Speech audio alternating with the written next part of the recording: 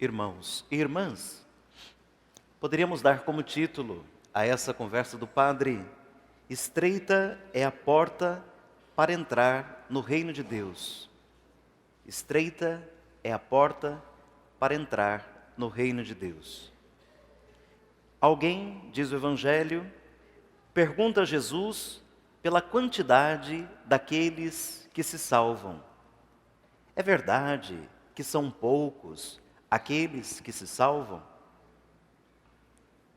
Jesus, no entanto, fala não da quantidade dos que se salvam. Aquele alguém do Evangelho queria mais ou menos saber se muita gente ia passar no vestibular para o céu. Queria saber se era muita gente que iria passar no vestibular para entrar no céu. E Jesus não diz quantos vão passar. Jesus fala do conteúdo da prova, que é difícil, mas não é impossível de estudar, de praticar, de viver. Parece-nos que aquela pessoa gostaria de saber se apenas os membros do povo eleito, que era o povo judeu, seriam salvos. Atualmente, por uma leitura um pouco equivocada da palavra de Deus, da carta que São João escreveu, chamada Apocalipse, a visão que ele teve, então há pregadores, há igrejas que falam que o número dos salvos, respondendo a esse moço do Evangelho, que o número dos salvos é 144 mil. Numa conta bem rápida, Presidente Prudente tem 225 mil. Então aqui a foice já vai deixar um bocado de gente fora. Então muitos de nós aqui na igreja podem ter certeza que não vai caber. Mas repito, uma leitura fechada, fundamentalista, equivocada da palavra. Não sabemos quantos são. Sabemos que Deus quer que todos se salvem. A salvação é para todos. Avançando, ninguém pode dar de pronto por suposto que está salvo, só porque tem o seu nome inscrito no livro de registros de batismo da paróquia. Claro que o batismo é o sacramento fontal, o primeiro sacramento, o grande sacramento que nos abre a porta da fé. Mas não basta apenas ser batizado. Não basta apenas ser batizado. Acho engraçadinho quando alguém me diz assim: Padre, minha avó era uma católica fervorosa. Nossa, quando eu lembro, minha mãe reza sempre. Então, eu nasci católico e vou morrer católico. E eu penso, agora quando vocês falarem isso para mim já sabem, né? E eu penso, entre nascer católico e morrer católico, é preciso viver católico. Tem gente que nasceu católico, que foi levado às águas do batismo, vai morrer como católico, mas não vive como católico, não vive como cristão, não vive como religioso, não coloca em prática aquilo que os seus lábios professam. E a quantidade desses, eu diria, é grande. Bom, é preciso, portanto, fazer como naquela parábola daquele terreno que tinha um tesouro. Alguém vai lá e vende tudo para ficar com aquele tesouro. Para a gente tomar posse da salvação, para a gente ser salvo, é preciso também nós vendermos tudo. Conforme ensina Jesus no Evangelho, a porta da salvação é estreita a porta. E virão muitos do Oriente, do Ocidente, do Norte, do Sul. Muitos que talvez acreditassem que não teriam direito de serem salvos, serão salvos. E outros tantos, que talvez no fundo alimentassem a certeza de que eram salvos, não serão salvos. E aqui me permito uma lembrança e um certo gracejo. O primeiro retiro espiritual de que participei como seminarista de filosofia, no ano 1997, foi orientado esse retiro por um bispo que já faleceu, morreu como arcebispo de Campinas, Dom Bruno. E era um sujeito muito amoroso, muito agradável, né? E daí ele falou algo naquele dia, e olha que já 22 anos, né? E que me fisgou. Sempre me lembro. E quando leio essa passagem, mais ainda, primeiros, últimos, últimos, primeiros. Ele diz assim, imaginemos, era para seminaristas e uns 3, 4 padres. Imaginemos a fila na porta para entrar no céu, né? Imaginemos a fila na porta do céu. Naquela fila, tanta gente que a gente conheceu, esperando para entrar, esperando a sua vez. E lá naquela fila, dizia o bispo, naquela fila, com bispo, padres, freiras, gente lá da paróquia de Santa Teresinha, do santuário, diocesano, tudo esperando ali a sua vez para entrar no céu. Aí, de repente, pelo amor de Deus, viu, gente, não façam interpretação além do que eu estou propondo, certo? Aí, de repente, passa um caminhão cheio de prostituta e entra primeiro que a gente e ainda diz um tchauzinho para nós. Foi o gracejo que ele fez. Porque no Evangelho, em algum momento, Jesus diz para uns fariseus e uns outros, cheios de si, que até as prostitutas os precederão no reino dos céus. Não é porque sejam prostitutas. Vejam, de repente nós que somos católicos, nascemos católicos e vamos morrer católicos, nós relaxamos. Missa quando dá. Curso de catequese, curso de Bíblia, nunca. De vez em quando, de tanto padre apurrinhar, a gente faz uma oferta na igreja.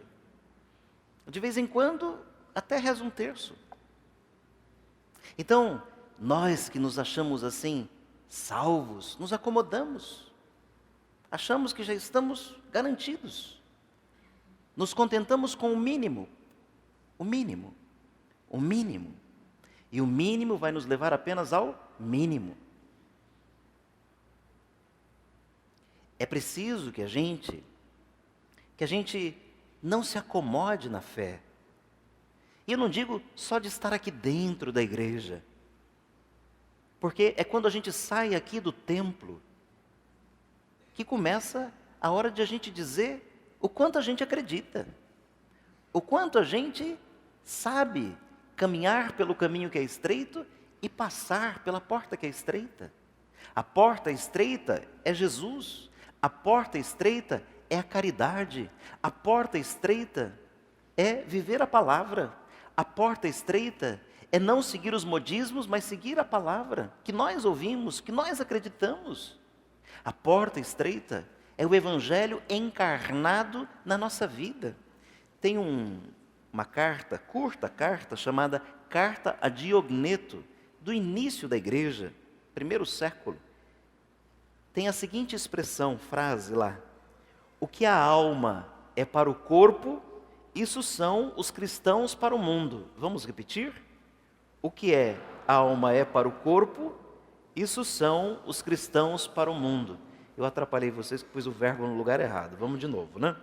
O que a alma é para o corpo, isso são os cristãos para o mundo. Vocês.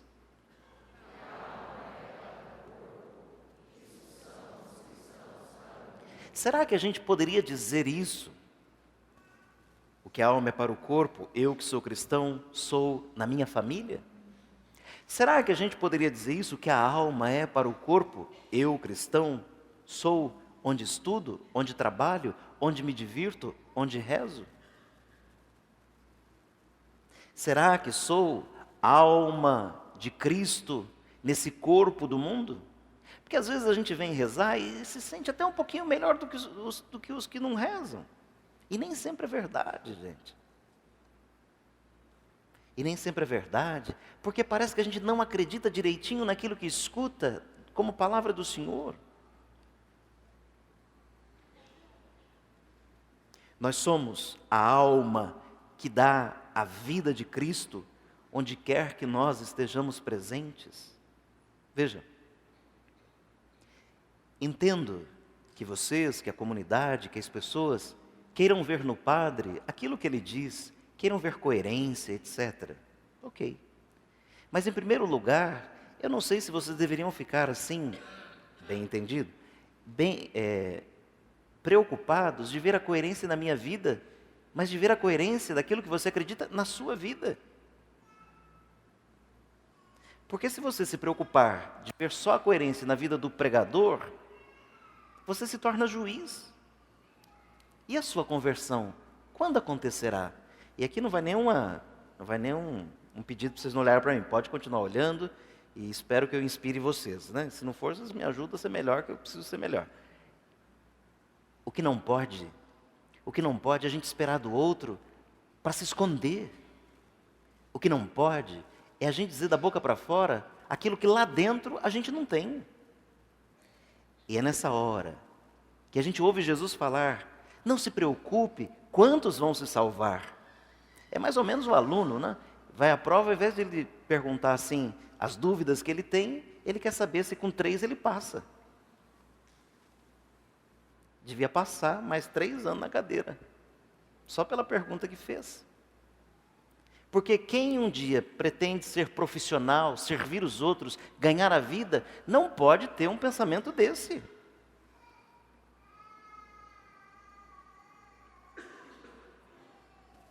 Por quê? Eu posso tirar 3 a vida inteira, mas eu tenho que desejar o 10 a vida inteira. Agora, se eu desejo 3, imagina quanto é que eu vou tirar? 0,2. E vou ficar contente, porque estou perto do 3. Vai. Às vezes, na fé, a gente segue um pouco essa toada. A gente queixa quando o sofrimento chega, mas a gente nunca se prepara para ele, porque não ama Deus o suficiente. A porta do céu é estreita. Para passar por ela, é preciso cumprir aquela obrigatoriedade do amor a Deus, do amor ao próximo, vivermos como irmãos, fraternos. Por exemplo, nós viemos de tantos bairros, de tantos lugares, viemos da nossa casa, nos reunimos aqui nesse templo para celebrar a Eucaristia, para receber o corpo santo do Senhor, para a gente viver em comunhão. E quando sair daqui, como que vai ser? Porque a gente vive se agredindo demais, né? Violentamente agredindo, quando não concorda com o outro. A gente quer falar, mas não quer escutar, né? Qualquer assunto é motivo de desavença, né? Como é que a gente põe em prática essa busca de Deus, põe em prática essa fé, põe em prática essa possibilidade de passar pela porta estreita para ganhar o céu? Da parte de Deus, vamos lá, da parte de Deus o céu está garantido. Da parte da gente, a gente vai ter que ir à procura. Termino com o pensamento de Santo Agostinho, tantas vezes dito, bem conhecido e bem verdadeiro. Dizia Agostinho, lá no século V, que o Deus que nos criou sem nós, quando Ele nos fez, não pediu a nossa colaboração, a nossa participação, não pediu nada. Ele não nos salvará sem a nossa colaboração. Porque a salvação é uma proposta. Você quer? Você vai ter que entrar na dinâmica da salvação. Levar a vida velha, desejando a vida nova, não vai dar certo. Desejar o céu, praticando as coisas apenas da terra, não vai dar certo. Que o Senhor nos ajude. Louvado seja nosso Senhor Jesus Cristo.